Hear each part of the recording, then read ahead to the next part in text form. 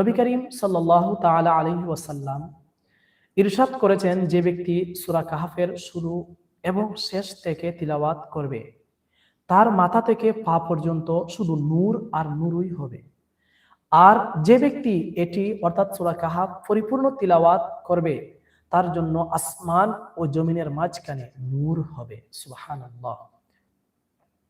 হযরত সাইয়েদনা আবু সাঈদ খুদরি রাদিয়াল্লাহু তাআলা আনহু থেকে বর্ণিত, নবী আকরাম সাল্লাল্লাহু আলাইহি ওয়াসাল্লাম ইরশাদ করেন, যে ব্যক্তি জুমার দিন সূরা কাহফ পাঠ করবে, তার জন্য 2 জুমার মধ্যখানে একটি নূর আলোকিত করে দেওয়া হবে। সুবহানাল্লাহ। বলা হচ্ছে, অন্য একটি বর্ণনায় আছে, যে ব্যক্তি জুমার রাতে পাঠ করবে, তার এবং বাইতুল্লাহ শরীফের মাঝখানে একটি নূর আলোকিত করে দেওয়া হবে। সুবহানাল্লাহ। হযরত সাইয়েদনা আবু দারদা রাদিয়াল্লাহু তাআলা আনহু থেকে বর্ণিত,